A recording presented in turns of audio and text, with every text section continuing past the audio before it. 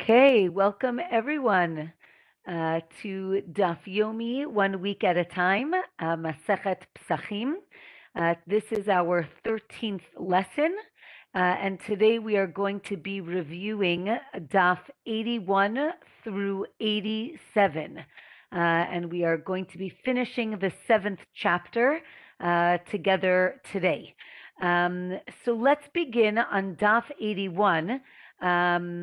We were talking last week about what was called Tum'at Tahom, meaning impurity that came from the deep. And we explained that the deep or the depths was basically a impurity that nobody knew about.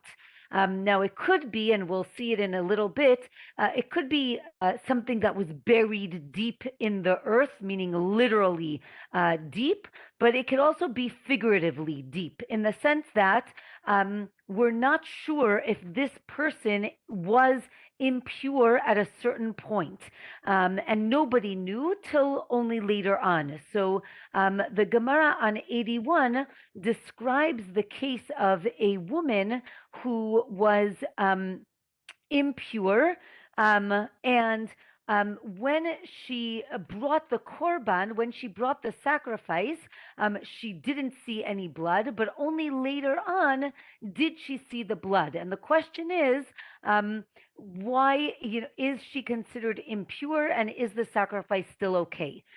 One answer, and this was something we discussed last week, was the power of the tzitz. The tzitz was the golden headband that the Kohen Gadol, the high priest, wore, and this headband had a special power. We discussed it last week. To make things, even if they were technically impure, it makes it pure or purifies it. So the Gemara says maybe that's the case here, and then the Gemara says no, that's not the case. Basically, this woman only became impure later on, and that's why her sacrifice was okay.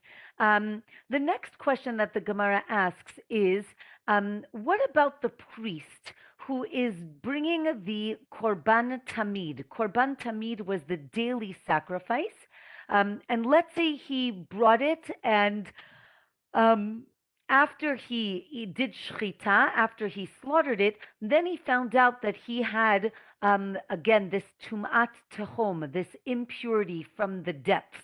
Can he now sprinkle the blood onto the altar? Meaning we're in between the two, I would say the first and the last parts of the sacrifice. The question is, can he still do the blood ritual on the altar? And the Gemara asks, remember when we said last week that the tzitz, the headband, helps, is it only for the Korban Pesach and the Korban of the Nazir, or is it also for the Korban Tamid? And the Gemara answers, yes, it is also for the Korban Tamid, the daily sacrifice, and therefore the priest can put the blood on the altar. Okay.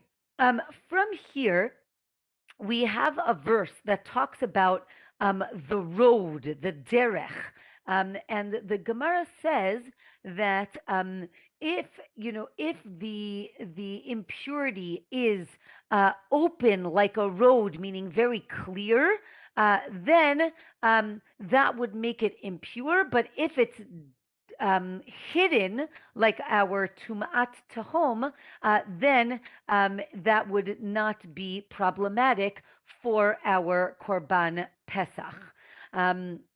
Again, this idea of the Tum'ah from the depths, again, is something the Gemara asks, is it something that nobody knows about or that you don't know about? So that is the discussion in the Gemara on Daf 81. Okay, what happens, and since we're talking about impurity and knowing and not knowing, so the Gemara discusses a case where you find a corpse that was buried across a pathway, and a person walked down that path. Now, If we know for sure that the person walked over the dead body, so then the person is for sure going to be um, impure, tameh. But so the Gemara says that if we're talking about truma, again, truma was the priestly gifts that the Jews would give to the priests, and they needed to. It had a certain sanctity, so it needed to be eaten in a pure state. So this person who walked down the path could not eat the truma. However, for Pesach, again, which is our main topic, he would be considered pure because again, this is going to be tumat tohom, meaning this body was buried deep in the ground and nobody knew about it, and therefore we're going to say we're not sure if he walked over the body, and therefore he's going to be presumed pure, tahor. The Gemara then, I would say, hones in on this and says, well, that's only if there was no other place to go, meaning if he for sure walked down that path, that would be problematic. But if he could have walked around, so then I'm not sure if he walked there or not. The Gemara then gets a little graphic. What if the body was in pieces? Maybe he walked between the pieces and therefore he would be tahor, pure.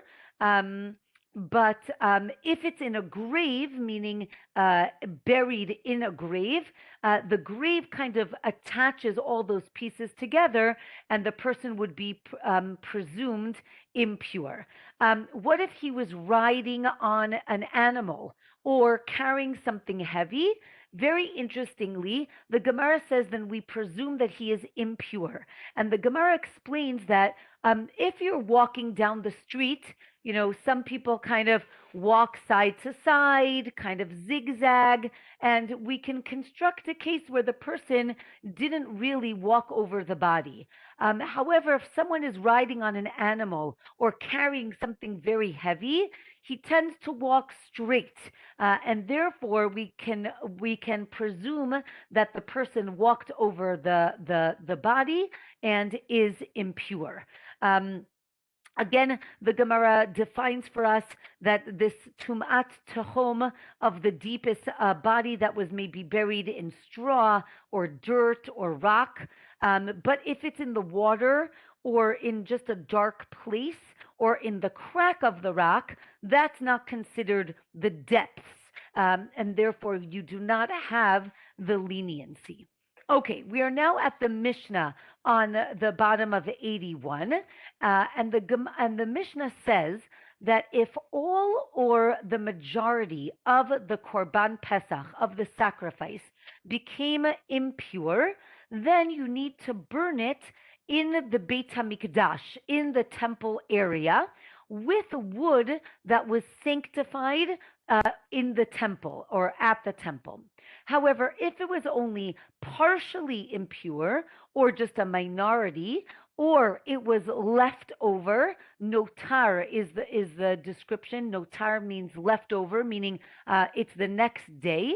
Then you can burn it in your private courtyard with your own wood.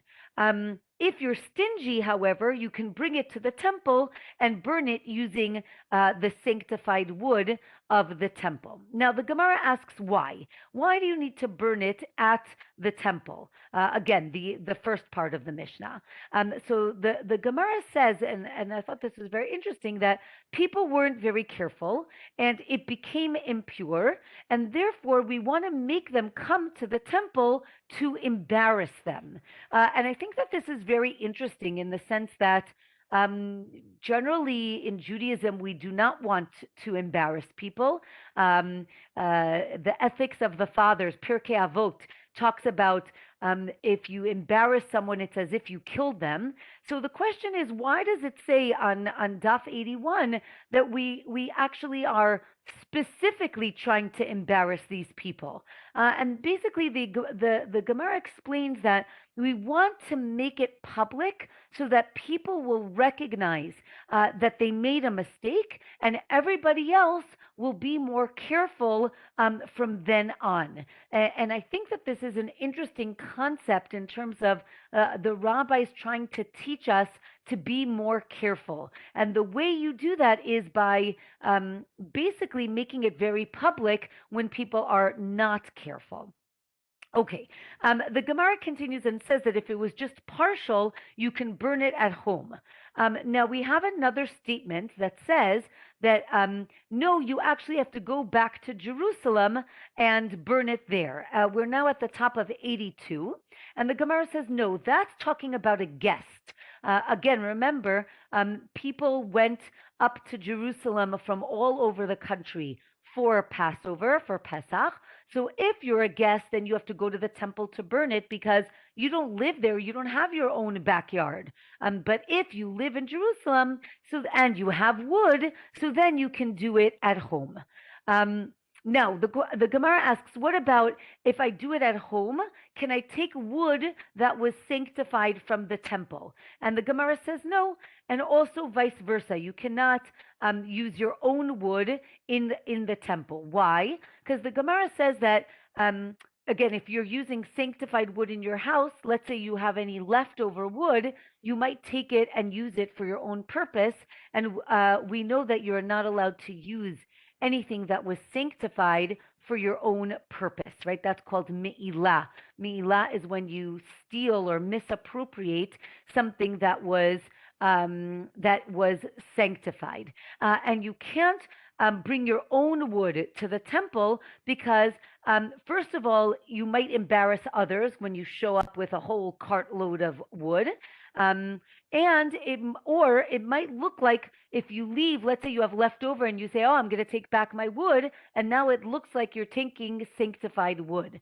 So again, we're very careful to see how it looks to the people around you. Again, we have another description of Kohanim, priests, who became impure. And the Gemara describes that they would put them all in one area, basically to embarrass them, for people to see that these priests became impure. And it was a message to say that they should have been more careful. Okay, let's go back to our Korban Pesach. What happens if it went out of Jerusalem or it became impure? Again, as we mentioned, the Korban Pesach needs to be eaten in Jerusalem. So I actually have some pictures for you today. Okay, this is just one second, I think there might be, okay, no, not so much more. But this is a depiction of what it looked like. This is the second temple. And this whole area on top is the Temple Mount, Har Habayit, as it's called in Hebrew. And everything on the left is Jerusalem. Jerusalem was on the left here, and also, I would say on the bottom right corner, Jerusalem kind of extended out that way, which is what today is called Ir David, the city of David. So you can see, first of all, how large the Temple Mount is. And here's the temple in the center. So the Korban Pesach needed to be eaten in Jerusalem. It didn't need to be eaten on the Temple Mount, but needed to be eaten in Jerusalem. You could not leave the outskirts of the city. Just to orient yourself, if you want, I guess the top right corner, that's east. That bridge takes it over to the Mount of Olives. That's the east. The bottom left corner is west. And if you look at the, let me just see, can you see let me see if I can make an arrow. Here, okay. This is actually where my arrow is. That's the Kotel. That's the Wailing Wall. And if you've ever been to what's called the Southern Wall excavations, that's over here. This is this is the Southern Wall, but the excavation is along here. And then this is the Kotel. And if you've ever been on the Kotel tunnel tours, that takes you all along this wall. So just to get you oriented, and again, as I mentioned, this on this side is the Mount of Olives, Har HaZeitim, where the cemetery is on the other side. So we're going to come back to this picture in a little bit, but just to give you an idea of what the temple looked like. Okay, so what happens if you took your Korban Pesach out of Jerusalem, or it became impure? Again, we mentioned it needs to be burnt right away. But if the person became tameh, if the person became impure, then you need to wait till the next day, and then you can burn it. Or there's a machloket, or maybe you burn it right away. So that is what the Gemara now is going to try to understand. Is it burnt right away, or do you have to wait another day? So we're going to go to in the Chumash, in the Bible, we have the story of a korban, a sacrifice that was burnt in the desert. And Moshe asks Aaron, why wasn't it eaten? Why did you burn it? So the question is, maybe it left the sanctuary, but the Gemara says no, it didn't leave the sanctuary, and maybe the blood is spilled, or it stayed overnight, or it left the area. That's when you have to burn the korban. And the Gemara says, no, that is not the case. But from here, we see that if it does leave the sanctuary, then it does need to be burnt right away. And the Gemara says that this is what's called a halacha lemoshe misinai, meaning a law that was given to Moses on Sinai, meaning this is a tradition that we have that dates all the way back to Moshe. And it's not something that was learned or extrapolated. Rather, it's a tradition that was passed down from generation to generation. So again, so at the bottom of 82, the Gemara says, no, Aaron burnt the sacrifice because they were in mourning. And the Gemara discusses, this is after Aaron's sons, Nadav and Avihu, were killed. And Aaron is now a mourner. And as a mourner, he's not allowed to eat from the korban, from the sacrifice, and therefore they burnt it right away. Okay, we are now at the top of 83, and Rabbi Yossi Haglili says that korbanot, these korbanot, are about a sin offering that is brought into the temple, and these get burnt outside of the temple, and he is not talking about the blood or the meat. And now we have a new Mishnah. So the new Mishnah says that if you have leftover bones and sinews and meat of the Korban Pesach, then they're burnt on the 16th, meaning not the morning of Pesach, rather the next day, on Chol HaMoed. Because now, why are we burning these bones? Because they have marrow on the inside. And just to remind us, we are not allowed to break the bones of the Korban Pesach to get the marrow out. And therefore, these bones need to be burnt on the next day. And the Gemara says that if the 16th is on Shabbat, so then you burn them the next day, which is the 17th.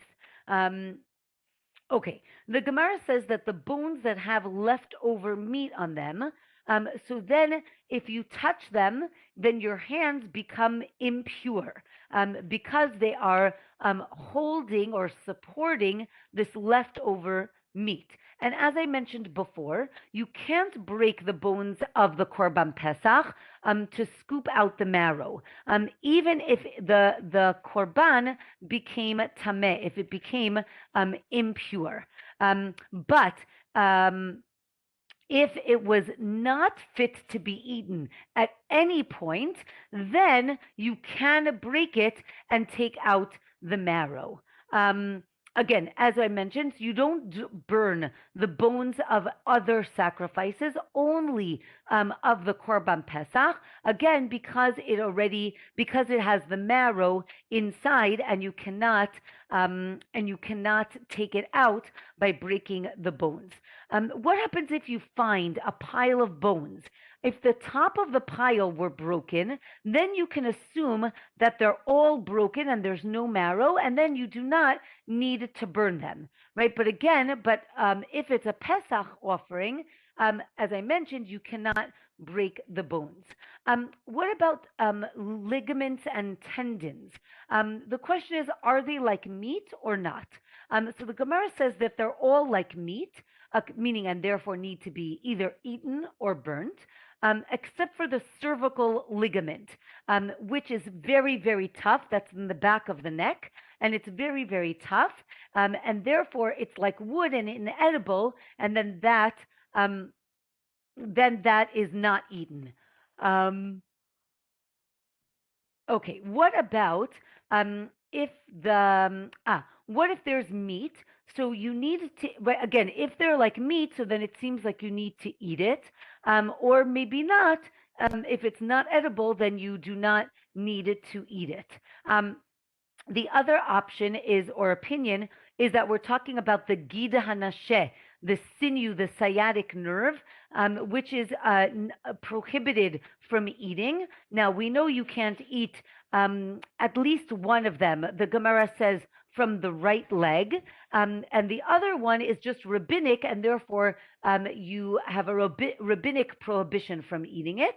And therefore you burn that one. And let's say you mix them up, therefore you burn both of them. Then the Gemara says, no, that's not what we're talking about. We're talking about the fat around this area that you need to burn. And then the Gemara says, no, we're talking about like there's an inner nerve and an outer one, and that's what we're talking about.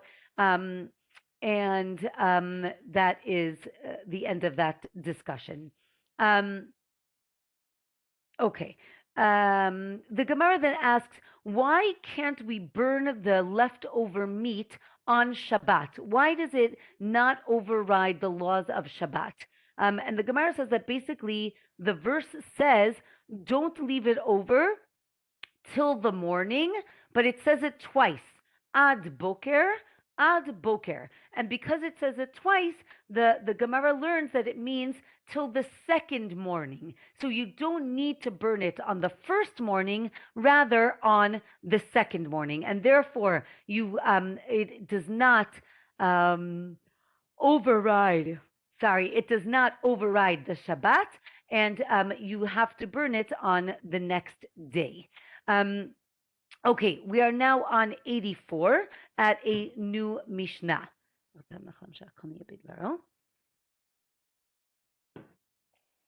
Okay, let's talk about registering for the Korban Pesach. The Mishnah says that any part of the animal that is edible, you can register for it. And this includes the area of the shoulder blades and the cartilage, as long as it's edible. I guess edible is maybe objective, meaning even if you wouldn't eat it, if it can be eaten, you can register for it. And the Mishnah says that if it's edible in a grown ox, then you can register for it in this baby, animal here as well. Again, if it's cooked for a very long time in the grown ox, then it can be roasted and edible in the young animal that is the Korban Pesach. Right? Again, even if it's the soft sinews, you can register for all of these things. What about sinews that are soft now but will eventually get hard? Do we go by what's now, or maybe no, you can't register for it because it will eventually become inedible? What about the skin of the calf's head? Again, it's edible, but later on it's not edible. So again, how do we describe what is considered edible? Okay, next Mishnah. If you break the bone of the Korban Pesach, you will receive 40 lashes. Right? Again, as we mentioned, there's a prohibition from breaking the bones of the Korban Pesach, and therefore you will be punished. But if you leave over meat or you break the bones of an impure Pesach, then you do not get lashes. Again, the reason is explained in the Gemara in the Mishnah on 84. So the question is, when it says um, so it says bow, meaning this animal the bones cannot be broken. The question is it only in a kosher Pesach as opposed to an invalid Pesach? Maybe it's talking about edible versus inedible. So the question is when are they arguing? And we actually have 8 different cases brought up in the Gemara. So the first option is that the argument here is there's a difference between if the Pesach is impure. So again, as I mentioned, it is invalid. The question is are we going by valid or invalid, or edible versus inedible? So the question is, when can you break the bones of the Korban Pesach? So maybe, again, our first question is maybe it's talking about an impure Pesach. Maybe that's where there's a difference of opinion. Number 2 is maybe we're talking about if it was fit to be eaten, and then now you can't eat it. Maybe then can you break the bones? Number 3 is, can you break the bones maybe on Erev Pesach, meaning before Pesach starts? Maybe then you can break the bones. And number 4 is that they argue about a limb that partially left Jerusalem. We're going to talk about that in a few minutes. But maybe that's the question, because it's like half okay and half not okay. Maybe that's what you can break the bones. Number 5 is maybe it's partially roasted. You didn't completely roast it. Again, that would make it not edible, but it is still valid. Number 6 is, can you break the fatty tail? This was a little confusing to me because the fatty tail is not a bone, so it's a little unclear to me why we're talking about that, but that was number 6. Number 7 is a limb that doesn't have a kazait, an olive's worth of meat on it. Again, as we said, it doesn't have enough meat on it, and therefore maybe you can break that bone. Or maybe we're going to talk about a limb that doesn't have an olive's amount of meat where you want to break it, but it does have a kazait of meat, an olive's amount of meat somewhere else. And maybe that's the issue. And then we have a source, a braita, that teaches like 4 of these 8 scenarios. So that is, the Gemara concludes that no, it is it's prohibited to break the bones. And then the Gemara says, no, maybe it's okay to break the bone. Okay, we're now on 85. On 85, as I mentioned before, we're going to go back to this case. What if we have a bone that has an olive's amount of meat on the outside or on the inside, right, the marrow, but at the place you want to break it, right, so the question is the meat that at the place where you want to break it, then it would be prohibited to break it. If there's no meat where you want to break it, then it would be permitted. Or maybe there is marrow where you want to break the bone and you want to eat it, and maybe that would be okay. The Gemara says, no, you can't break the bone if there's any meat either inside or outside. Okay, let's go back to the case that we mentioned before, the limb that partially left Jerusalem. As I mentioned, you are not allowed to take your Korban Pesach out of Jerusalem. What if you took, you started going out and only half the leg got out? Now, what do we do? So the Gemara says that you cut off the meat that left Jerusalem. and then you peel it back. The meat that's now on the rest of the limb, you peel back till the joint, and then you cut off the whole bone. Again, as we mentioned, you cannot break the bone in half. Um, um, okay, so now the Gemara says, right, that this meat that left Jerusalem, right, does it make your hands impure? Remember, we mentioned earlier that there was a decree that if you touched an impure Korban Pesach, it would make your hands impure. Again, we're trying to make sure that you take extra care of your Korban Pesach. So again, if it's about the question is, what do we want to make sure, right? Is it about laziness?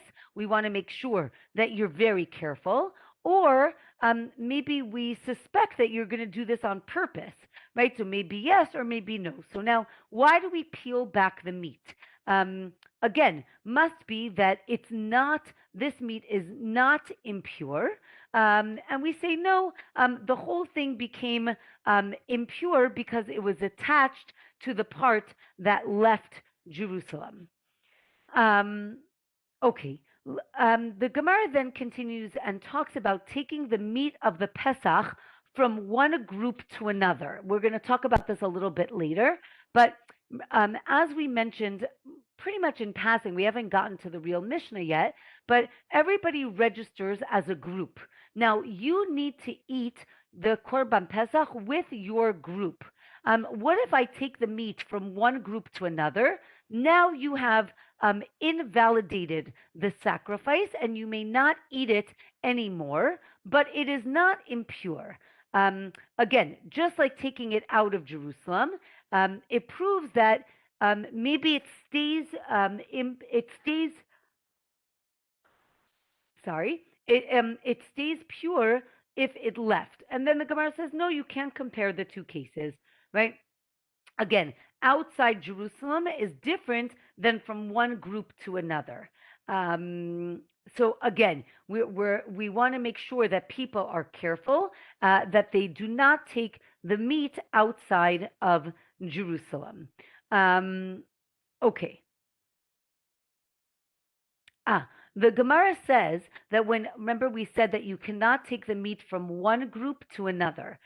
When we're talking about transferring the meat from one group to another, the Gemara describes that you need to, again, not need, in order to be, if the prohibition is if you pick it up, transfer it, and then put it down, which should remind us of our discussion of transferring things in Masechet Shabbat, right? On Shabbat, we discussed transferring items. So too here as well. So again, if you drag it, so then that would be very different. Okay, let's move on to the next Mishnah. The Mishnah is what we've quoted already twice before, that if a limb left Jerusalem partially, we peel the meat and cut off the bone at the joint. Now, if other sacrifices left Jerusalem in the same way, the Mishnah says that you cut the bone exactly where you left it, because as I mentioned before, other sacrifices are you are allowed to break the bones, as opposed to the Korban Pesach, which you are not allowed to break its bones. Okay, what about, okay, so now let's talk about the Temple Mount. We're going to talk a little bit about the structure of the Temple Mount. And the Gemara says that the door jamb, or the entranceway, from the entranceway in is considered sanctified like the inside. But from there out, it would be like the outside, which is not sanctified.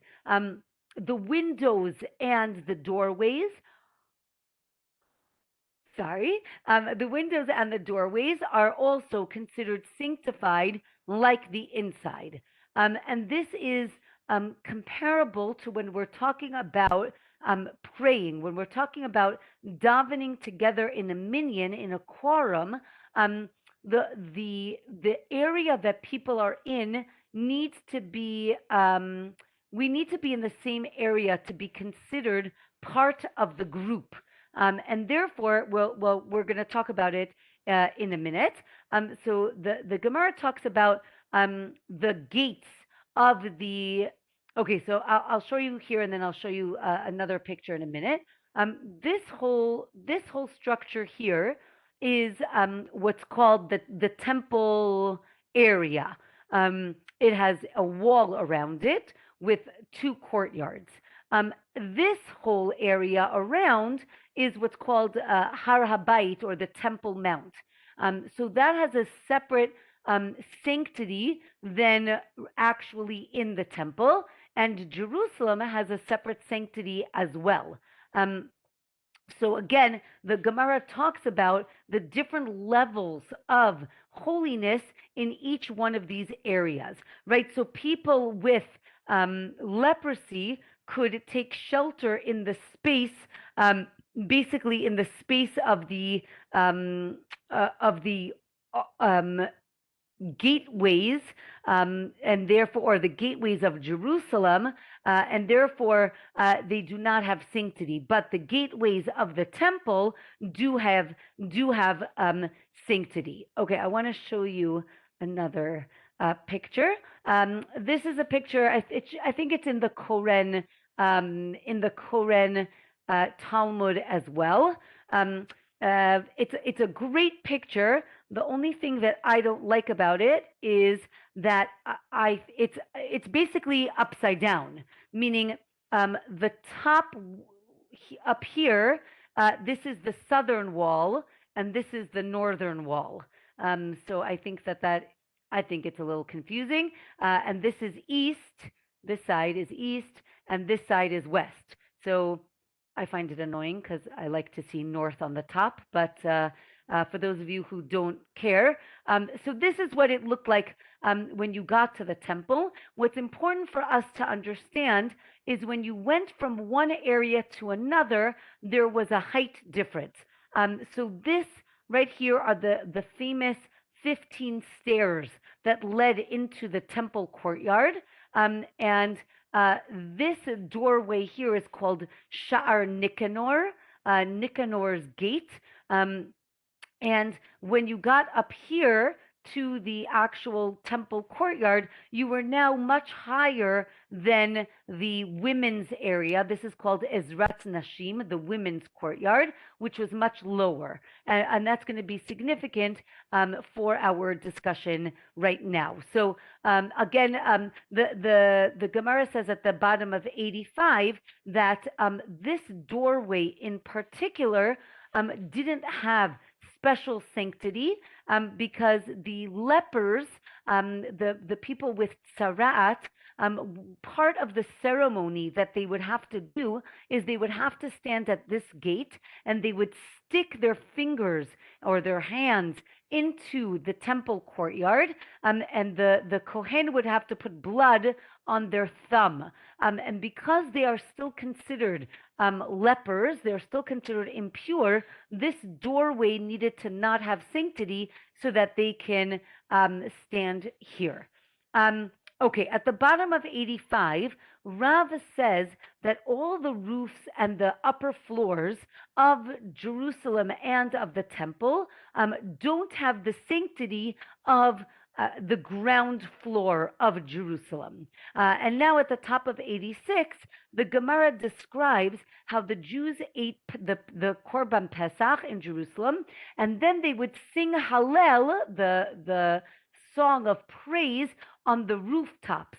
So the Gemara says, well, if they're eating and then singing, it must be that they ate their Korban Pesach on the roof, and you just said that there's no sanctity on the roof.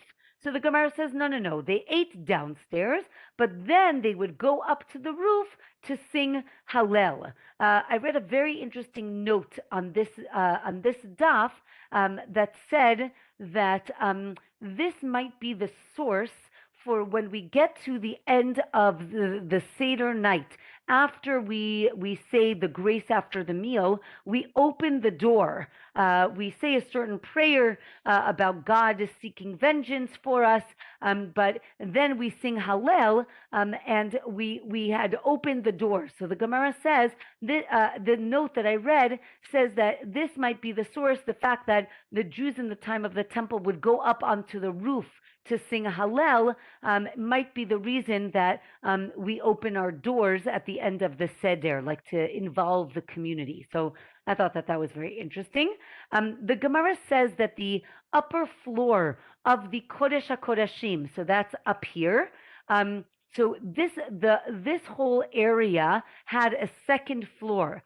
And the Gemara says that the second floor above the Holy of Holies was even more sanctified than the downstairs, where the ark was, where the Aron was.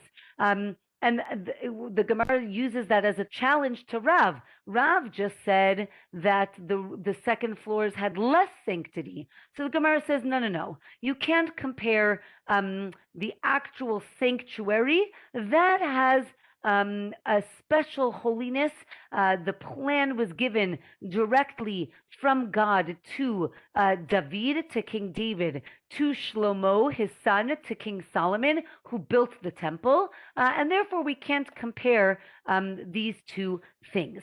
The Gemara says that if there are tunnels underneath the courtyard, if they open up to the outside, again, to the Temple Mount outside of the sanctuary, so then they would be not sanctified, meaning all the way through, even if they go under the temple courtyard. But if they open up into the temple courtyard, then they would be sanctified. So it's just important to recognize, and you can see here on the picture, there were actually chambers or offices all around the temple, right? We're used to seeing certain pictures of, let's say, the building and the altar, but it is important to recognize that there are gates all around the Azara, the temple courtyard.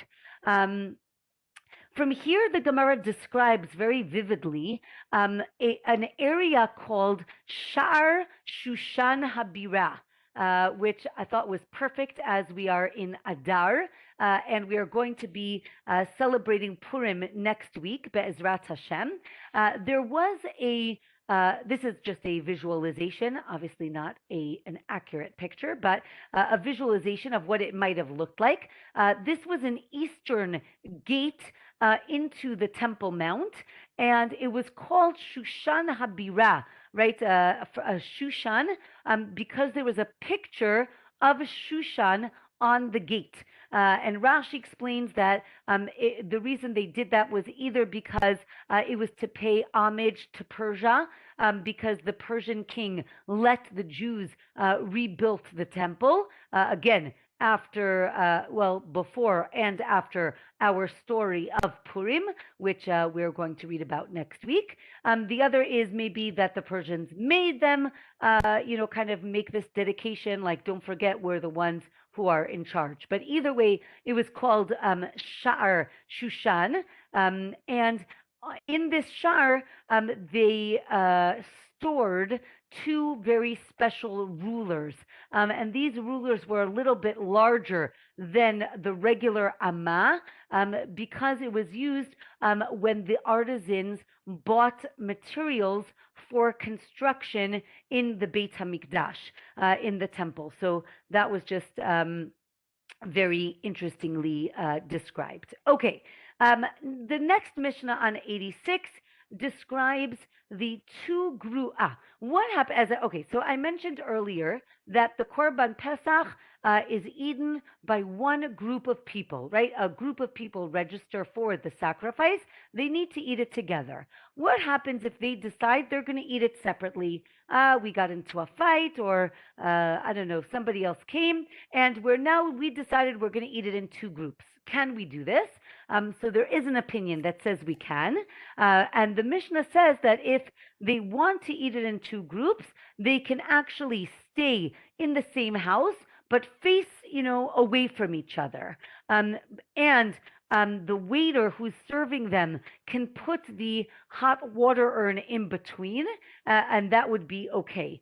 And the waiter who's going to eat with one group, when he serves the other group, he should make sure to keep his mouth closed, so as to show that he is not eating with that group, but eating with his own group. And the last line of the Mishnah says that a bride, when she eats the Korban Pesach, so she should turn her face away and then eat. And we'll see why in a little bit. Okay, so the Gemara basically explains that there are two opinions. Rabbi Huda says that it is okay to eat one Pesach in two groups, but one person cannot go from one group to the other or from one place to another. As soon as you start eating your Korban Pesach, that's it. You cannot go and eat somewhere else. Rabbi Shimon says actually the opposite. A person can go from one place to another, but the Korban Pesach has to be eaten in one group. You cannot separate it into two groups.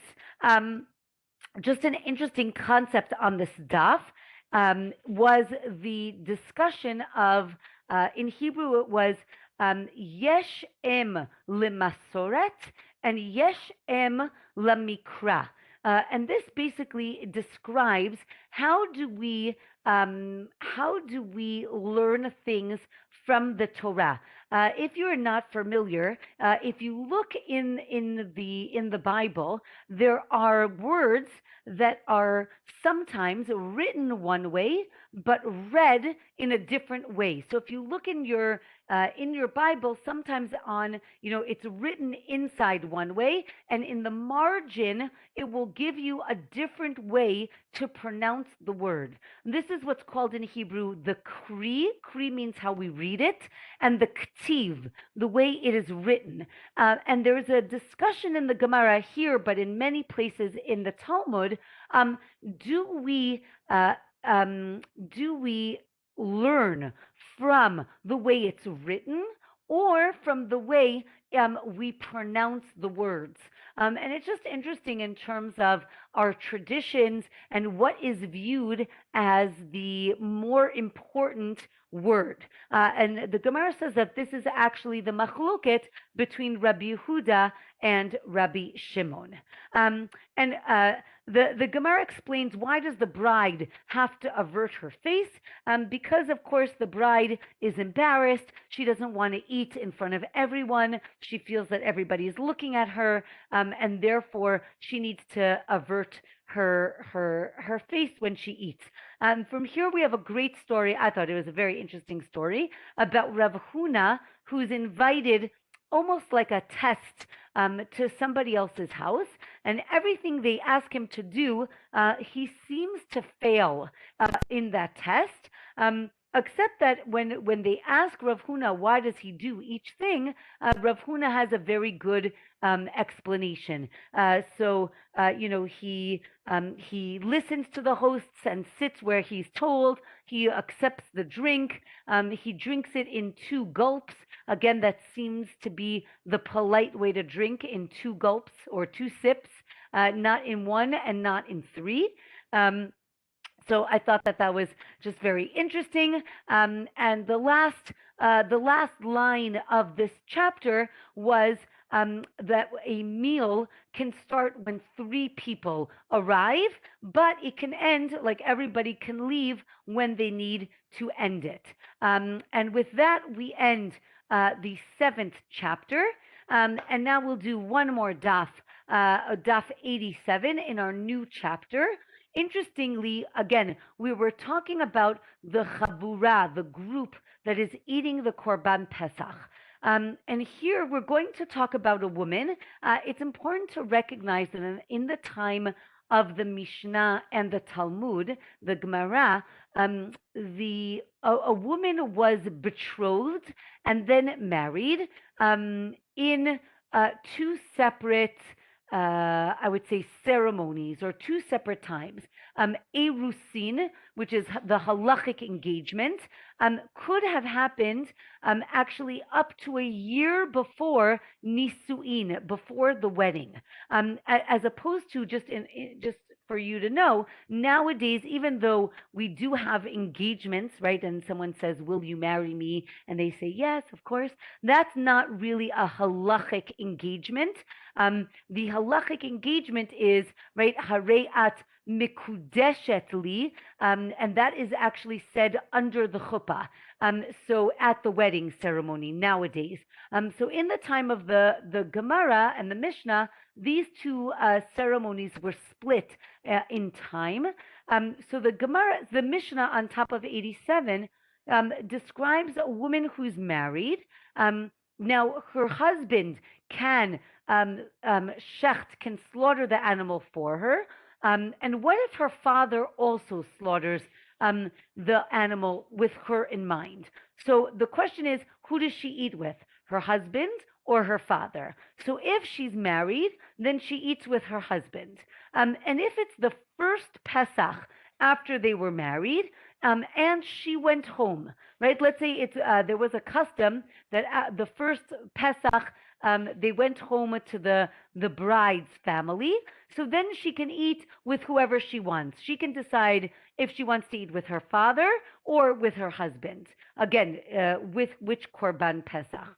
An orphan can eat with whichever guardian the orphan chooses. The orphan can choose on their own. A slave, if a slave has two owners, he actually cannot eat with either of them. They have to agree beforehand who the slave is eating with. What about a person who is half a slave and half free?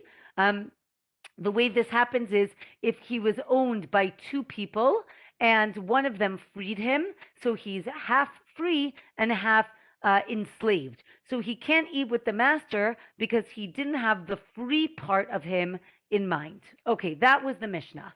The Gemara now brings up another very important Talmudic custom, Talmudic concept, which is the concept of breira. We have mentioned this in the past.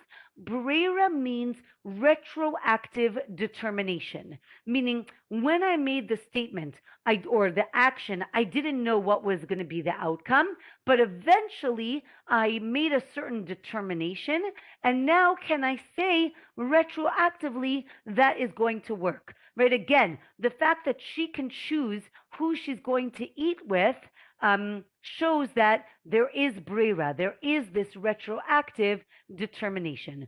Or we say, no, she needs to choose before they slaughter the animal. From here, we have a very long discussion about, and I thought it was really beautiful, about, since we're talking about a husband and wife, let's talk about the relationship between God and the Jewish people, right? That relationship is seen as a betrothal, as a marriage, so much so that the Gemara mentions the book of Hosea. The book of Hosea is in a section of the Tanakh that's called Trei Asar, the 12 small prophets. And Hosea is actually, I would say, rebuked for not showing mercy to the people. And God tells him, I'm going to teach you a lesson. What do you need to do? He tells Hosea, the prophet, that he needs to take a woman who is a harlot, a zonah, and he needs to marry her and have children with her. And he has these children, and he's told to name them Yisrael, like Israel. The daughter is called Lo Ruchama, meaning no compassion, and Lo Ami, or Lo Ami, meaning not my nation, which is very, I would say, traumatic names, obviously, right, for children. There is a discussion whether or not this actually took place or it was more figurative.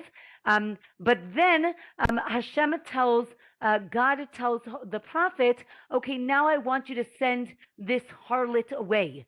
And Hosea says, what are you talking about? I can't send her away. I married her. I have children with her. So God says, look, you have compassion on this harlot, on these children that you don't even know if they're yours.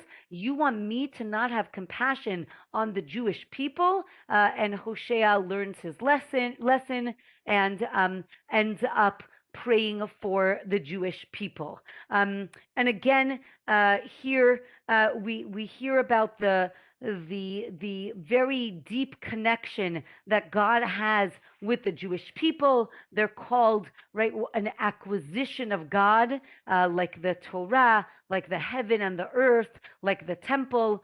These are things that are very precious to God. And the last thing that we have on today's daf, it talks about God is sending the Jewish people into exile. And the question is, why did God send us into exile? One reason that's given is to inspire converts, which I thought is just very interesting.